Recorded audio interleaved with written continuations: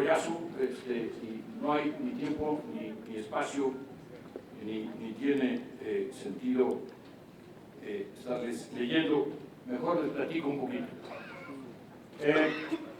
¿Cuál es el entorno internacional en que nos estamos moviendo? Es muy malo y es muy difícil. Acuérdense que hemos vivido y sufrido la peor crisis económica, financiera, de empleo, decía yo, de desigualdad, de nuestras vidas, y eso independientemente de las respectivas edades, ¿no? Quizá comparar con los años de la crisis de los 30 no tiene mucho sentido, francamente, porque eran otras circunstancias. En cuanto a nuestras vidas, la verdad es que ha sido la peor crisis. ¿Y qué empezó a pasar? Nos empezamos a recuperar. Hace como 18 meses pensábamos que para este año, 2019-2020, íbamos a estar creciendo al 4%, más o menos. ¿Por qué es importante el 4%? Porque era la velocidad de crucero que traíamos antes de la crisis. Entonces, 10 años después, 11 años después de la crisis, como que ya pensábamos que ya podíamos recuperar la velocidad a la que traíamos de crecimiento de la economía del mundo antes de la crisis. Y acabamos de sacar una proyección nueva, 2.9% de crecimiento de la economía del mundo. Ya le rebajamos, ya le rebanamos, ya redujimos en más de un punto el crecimiento de la economía del mundo en un plazo muy corto. Eso incluye, por cierto, el hecho de que todavía en mayo, yo presenté aquí, mayo pasado, la perspectiva de la economía mexicana, que traía, no sé, alrededor de 1,5%, alguna cosa así. Y resulta que este año, ya estamos terminando ya el año 2019, tendremos en febrero las cifras del INEGI, pues tenemos un crecimiento que nosotros creemos que fue de 0.2, el Banco Mundial dice que finalmente será más cerca de 0. Realmente no importa quién tiene la razón entre esos rangos, quiere decir que claramente el crecimiento es insuficiente. Estamos previendo que el año que viene sea 1.2 y el año siguiente, este año 1.2 y el año siguiente 1.6. Quiere decir, nos estamos recuperando, pero a una velocidad que obviamente no es suficiente en términos de las necesidades del país. Pero ¿qué pasó y por qué de repente pues perdimos la dinámica? Bueno, lo que pasó es que íbamos bien, el comercio estaba ya creciendo al 5,5%, el comercio debería estar creciendo como al doble de la velocidad de crecimiento de la economía mundial, quiere decir que la economía crece al 3, al 3,5, el comercio debería estar creciendo al 7, ya íbamos recuperándonos de la crisis, iba creciendo como al 5,5% el comercio a fines de 2017. Hoy el comercio está creciendo prácticamente a cero o negativo. La inversión es la semilla del crecimiento de mañana y del año que viene y del año siguiente. Ya habíamos logrado que creciera una dinámica del 5%. El último trimestre del que tenemos información plena sugiere que estamos creciendo, estoy hablando de la economía mundial, al 1%. ¿Y qué pasó?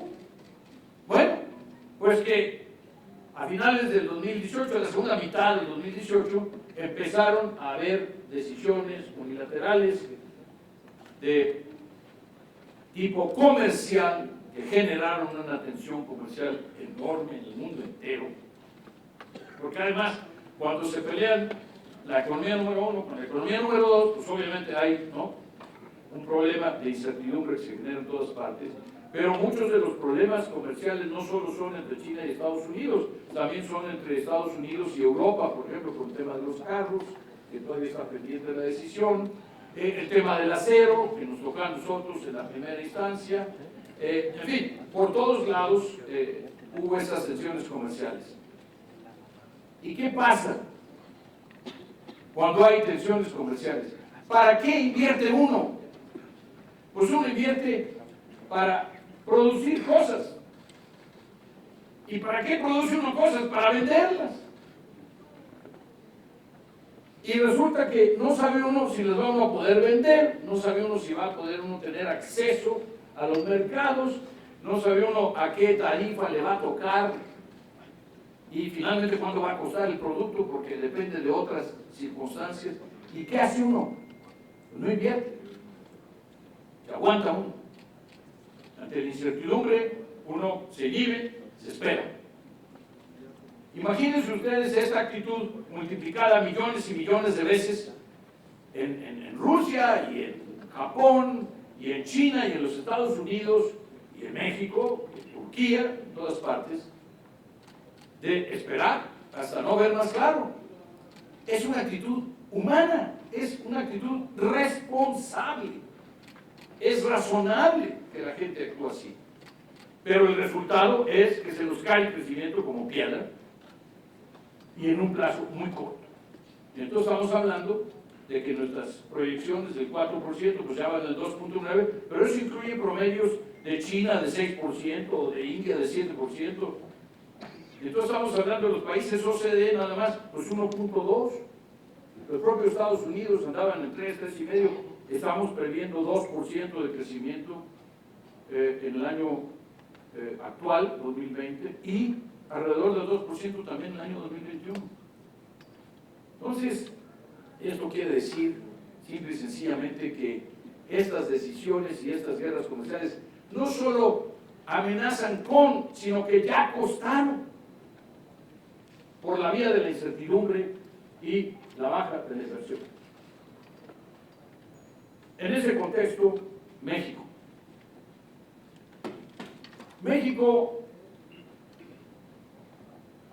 estamos previendo, mencionaba yo, que crezca 0.2, 1.2 el año que viene, 1.6 el año que viene.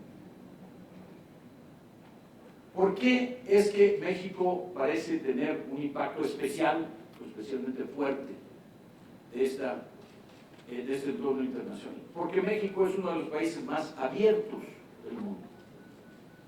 Y todas las ventajas y todos los beneficios que se tienen de ser una economía abierta, estar conectados con las principales economías del mundo, cuando el problema se genera precisamente ahí, en el tema comercial y el tema de inversiones, entonces obviamente afecta a los países que están más conectados a esa red. Y en ese momento lo que está sucediendo es que nuestros principales socios comerciales se les cayó el crecimiento. Como digo, en el caso de Estados Unidos, una reducción muy importante. En el caso de los países europeos, bueno, Alemania tuvo prácticamente una recesión en términos técnicos, de que 2 trimestres consecutivos creciendo negativo. El segundo trimestre salió flat y entonces ya se libró de la definición técnica, digamos, de una recesión, pero les da a ustedes una idea. Y esto, pues obviamente, afecta a un país como el nuestro más. Yo hacía un análisis hace poco de que mientras que Alemania prácticamente estaba en recesión, aunque no llegó a tenerlo técnicamente, en el caso de Francia parecía irle mejor. Y nos decían, bueno, pero ¿por qué? Porque Francia depende mucho menos del comercio internacional, depende mucho menos de las inversiones internacionales. Es un país más autosuficiente, de alguna forma. Y entonces, ¿qué sucede? Pues que simple y sencillamente, cuando hay mucho ruido por acá, le afecta menos a los que son más autosuficientes. Y ese es el caso, porque Estados Unidos es un claro ejemplo, es uno de los países que dependen menos del comercio internacional, dependen menos de las inversiones internacionales y por lo tanto siguen creciendo todavía, pero ya tuvo su impacto por la incertidumbre de las inversiones. Esto, simple y sencillamente, para que lo pongamos en contexto. Segundo, era 2019 un primer año de gobierno. Y en cada primer año de gobierno hay una cierta atonía, como decíamos hace algunos años, Porfirio, ¿te acuerdas de la época de la atonía? Y hay atonía en términos de que se está la nueva administración enterando de qué es lo que le dejaron en la mesa. En segundo lugar, está definiendo sus propias prioridades y el camino de sus políticas, y finalmente están ya mejor preparados ahora en un segundo año de gobierno para la parte de ejecución, la parte de implementación, la parte de puesta en práctica. Pero, ¿cuáles sentimos? Estamos hablando de bienestar, sustentabilidad, como imperativos del crecimiento. Déjenme comentar brevemente la falta de consideraciones de sustentabilidad y bienestar. Y déjenme darle una revisadita un poco a lo que está pasando en el mundo, porque nuevamente eso probablemente nos permita apreciar mejor lo que sucede en México. Primero les hablo de América Latina: Chile, Perú, Ecuador, Venezuela, Colombia, Centroamérica, Argentina, México, Brasil. En todos los casos, lo que hay es una desaceleración económica, pero además, en muchos de estos casos, inclusive en países que habían ya adquirido niveles de bienestar superiores al nuestro, como el caso de Chile, pues de repente explosiones de frustración, de enojo en las calles, por diferentes razones, en un caso por la gasolina, en otro caso por el transporte, en otro por el metro, en otros casos. El hecho es que había condiciones que como que detonaban, ¿no?, que se permitían. El caso de México provocó un cambio de gobierno muy importante, con un mandato concentrado en los temas de equidad y en los temas de anticorrupción. El caso de Brasil, pues más o menos las mismas razones, pero dieron como resultado un gobierno muy diferente en materia ideológica. Pero en todos los casos, esta constante de la insatisfacción. Pero además, vámonos a Europa. El primer ministro de la República Checa se tomó 9 meses en formar un gobierno. El primer ministro de Holanda se tomó 7 meses en formar un gobierno. Cuando empezó la formación de su gobierno, el primer ministro Rutte tenía una coalición de 2 partidos y una mayoría de 10. Hoy tiene una coalición de 4 partidos y una mayoría de 1.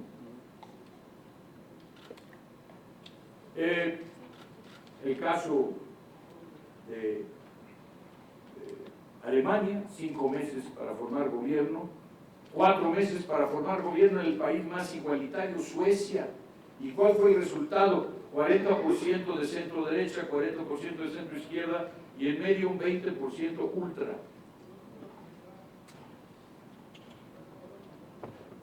Radicales.